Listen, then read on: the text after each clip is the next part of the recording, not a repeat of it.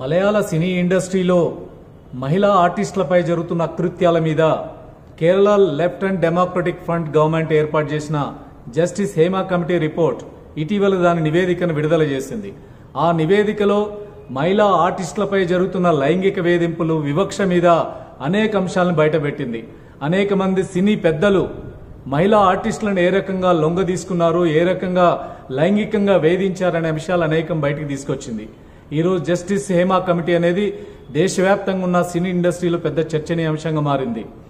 మన cine heroine Samantha justice Hema committee report ని support చేస్తూనే తెలుగు సినీ ఇండస్ట్రీలో జరుగుతున్న మహిళా ఆర్టిస్టులపై జరుగుతున్న వేధింపుల గురించి గతంలో వేసిన కమిటీ నివేదికను బయటపెట్టాలని చెప్పి కోరారు. ఈరోజు మన తెలుగు ఇండస్ట్రీలో కూడా దానిపై ఈరోజు చర్చనీయాంశంగా జరుగుతుంది. మరి తెలుగు సినీ ఇండస్ట్రీలో ఏ రకంగా లైంగిక వేధింపులు జరుగుతున్నాయి, ఏ రకమైన వివక్షత కొనసాగుతుంది మహిళా ఆర్టిస్టుల మీద అనేది గత 4-5 సంవత్సరాలుగా దీని మీద కమిటీ చర్చించి ఒక నివేదికను ముందుకు తీసుకొచ్చింది. ప్రభుత్వానికి 2022లోనే నివేదికనిచ్చింది. ఆ నివేదిక ఈ రోజు కూడా బయటికి రాలేదు. అందుకని ఈరోజు కోరేది ఆ నివేదిక ఏం చెప్పింది, నివేదికలో ఉన్న అంశాలేమిటి, ఆ నివేదిక ఇచ్చినటువంటి రిపోర్ట్ ఆధారంగా ఏం చర్యలు తీసుకోబడుతుంది అనే విషయాల్ని ఈరోజు ప్రజల ముందు ఉంచాల్సినటువంటి అవసరం ఉంది. ప్రత్యేకంగా మహిళా ఆర్టిస్టులు వాళ్లపై జరుగుతున్న వేధింపులు నిత్యం మన అనేకం బయటకు వస్తున్న విషయాలు మనం గమనిస్తున్నాం. 2018లో శ్రీరెడ్డి బయటకు వచ్చి కాస్టింగ్ కౌచ్ గురించి, కమిట్మెంట్ కాంట్రాక్టుల గురించి అనేక విషయాలు బయట పెట్టింది. ఆ తర్వాత కొంత ఆందోళన జరిగింది. తదనంతరమే ఆ రోజున్న రాష్ట్ర ప్రభుత్వం 2019లో ఒక సబ్ కమిటీ ఏర్పాటు చేసింది, ఒక హై లెవెల్ కమిటీని కూడా ఏర్పాటు చేసింది. సెక్సువల్ హెరాస్మెంట్ మీద అట్లాగే వివక్ష మీద చర్చించి దాని మీద ఒక నివేదిక ఇవ్వమని చెప్పింది.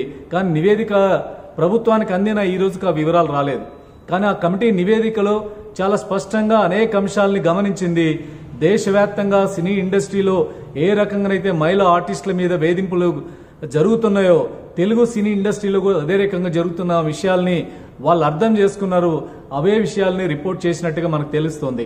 వారు ఆ నివేదికలో ఉన్న అంశాలను చూసినప్పుడు మహిళా ఆర్టిస్టులకున్న సినీ ఇండస్ట్రీ మొత్తం కూడా ఈరోజు పురుషాధిక్యతతో కొనసాగుతుందని, తెలుగు సినీ ఇండస్ట్రీలో ఆడిషన్స్లో కానీ, రికార్డింగ్లో కానీ, సెట్స్లో కానీ అక్కడ పురుషాధిక్యతే ఉంది. మహిళలకు తగినటువంటి పద్ధతిలో కన్వీనియంట్గా అక్కడ పరిస్థితులు లేవని, లాంగ్వేజ్ కూడా వల్గర్ లాంగ్వేజ్ వాడుతున్నారని అనేక అంశాలు కూడా ఈ కమిటీ ముందుకొచ్చి అనేక మంది వెలుగుచ్చినట్టుగా తెలుస్తుంది.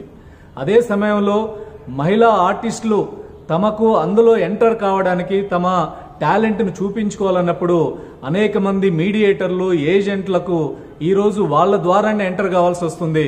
వాళ్ళ కారణంగా ఈ రకమైన కమిట్మెంట్స్కి సిద్ధపడాల్సిన పరిస్థితి వస్తుందని ఈ కమిటీ ముందు అనేక మంది వ్యక్తం చేశారు. మరి ఇటువంటి పరిస్థితులలో మహిళా ఆర్టిస్టులకి తగిన రక్షణ, తగిన క్షేమం, వాళ్ళ కోసం కావాల్సిన ఏర్పాట్లని చేయాల్సినటువంటి అవసరం ఉంది. అదే రకంగా అనేక ఫెడరేషన్స్, యూనియన్స్ ఉన్నాయి. వాటిల్లో మహిళా ఆర్టిస్టుల పాత్ర చాలా తక్కువగా ఉన్నటువంటి పరిస్థితి. మహిళా ఆర్టిస్టులు సినీ ఇండస్ట్రీలోకి రావాలంటే డాన్సింగ్ స్కూల్స్ కానీ, యాక్టింగ్ స్కూల్స్ ద్వారా వచ్చే వాళ్ళు అనేక మందికి ఇక్కడే ఎంట్రన్స్ లోనే అనేక ఇబ్బందులు ఎదురవుతున్నాయి. ఈ డాన్సింగ్ స్కూల్స్, యాక్టింగ్ స్కూల్స్ ఏవి కూడా రిజిస్టర్ అయ్యి లేవు. వాటి ద్వారా వచ్చే సందర్భంలో అనేకమైన కమిట్మెంట్లకి సిద్ధపడాల్సిన పరిస్థితి ఏర్పడుతుంది. ఇటువంటి పరిస్థితుల్లో వీటిని రెగ్యులేట్ చేయడం చాలా అవసరం ఉంది. అదే రకంగా ఆడిషన్స్ టైంలో ఎక్కడెక్కడో సుదూర ప్రాంతాల్లో ఏర్పాటు చేయడం, వాటికి ట్రాన్స్పోర్ట్ ఫెసిలిటీస్ లేకపోవడం, అనేక మంది మహిళా ఆర్టిస్టులు చాలా ఇబ్బంది పడుతున్న పరిస్థితిని కూడా ఈ సబ్ కమిటీ అనేక అంశాలను కూడా వాటి పరిగణనలో తీసుకున్నట్టుగా తెలుస్తుంది. ఇటువంటి పరిస్థితుల్లో ఎక్కడెక్కడో ఏ రకమైన పద్ధతుల్లో ఈరోజు మహిళా ఆర్టిస్టులు ఇబ్బంది పడుతున్నారో, ఏ రకంగా లైంగిక వేధింపులకు గురవుతున్నారో అనేక అంశాలు కూడా మనకు కనపడుతున్నాయి. ఇటువంటి సందర్భంలో ప్రభుత్వం ఆ నివేదికలో చెప్పిన అంశాలు ఏమిటి, వాటి మీద ఏం చర్యలు తీసుకోవాలో వాటి మీద చర్చించాల్సిన అవసరం ఉంది.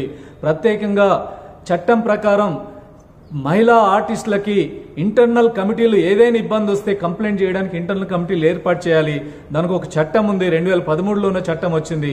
ఆ చట్టానికి సంబంధించినటువంటి తగిన పద్ధతుల్లో సినీ ఇండస్ట్రీలో దానికి సంబంధించిన ఏర్పాట్లు లేవు, తగిన ఆ రకం ఇంటర్నల్ కమిటీలు లేవు. ఎక్కడైనా ఒకటి రెండు ఇంటర్నల్ కమిటీలు ఏర్పాటు చేసినా వాటి తగిన ప్రాచుర్యం లేదు. దీని కారణంగా మహిళా ఆర్టిస్టులు చాలా ఇబ్బందులకు గురవుతున్న పరిస్థితి మన దగ్గర కనపడుతుంది. అందుకని కమిటీ నివేదిక బయటికి తీసుకురావాలి. ఇది మనొక్కడి దగ్గరే కాదు, ఈరోజు బాలీవుడ్లో కానీ లేదంటే తమిళనాడులో జరుగుతున్న షూటింగ్స్లో కానీ దేశవ్యాప్తంగా కూడా ఈ రకమైనటువంటి మహిళా ఆర్టిస్టులకు రక్షణ కల్పించాలి. ఈరోజు కేరళలో ఉన్న left and democratic front government ఈ కమిటీ ఏర్పాటు చేయడమే కాదు, కమిటీకి వచ్చిన కంప్లైంట్స్ మీద కూడా స్పెషల్ ఇన్వెస్టిగేషన్ టీం ఏర్పాటు చేసి అనేక మందిని అరెస్ట్ చేసింది, అనేక చర్యలు తీసుకుంటుంది. అక్కడ సిపిఎం ఎమ్మెల్యే మీద కంప్లైంట్ వస్తే కూడా దాని మీద కూడా చర్యలు తీసుకున్నటువంటి పరిస్థితి ఉంది. మరి ఇది దేశవ్యాప్తంగా అన్ని రాష్ట్రాల్లో కూడా మహిళా ఆర్టిస్టుల రక్షణ కోసం, క్షేమం కోసం ఈ రకమైన చర్యలు తీసుకోవడం కోసం మిగతా ప్రభుత్వాలు కూడా ముందుకు రావాలి. ప్రత్యేకంగా తెలుగు ఇండస్ట్రీలో జరుగుతున్నటువంటి వేధింపుల మీద కూడా ఆ రకంగా రెండు ప్రభుత్వాలు కూడా ముందుకు రావాల్సినటువంటి అవసరం ఈ రోజు ఎంతకైనా ఉంది. కనీసం ఈ ప్రభుత్వం అయినా ఆ నివేదికను ముందుకు తీసుకొచ్చి ఆ నివేదిక మీద తక్షణమే చర్యలు తీసుకోవడం ద్వారా మహిళా ఆర్టిస్టులకు రక్షణ కలుగుతుంది, వాళ్ళ సంక్షేమానికి పాటుపడినట్టు ఉంటుంది. ఈ ప్రభుత్వం ముందుకు వస్తుందని చెప్పి ఆశిద్దాం.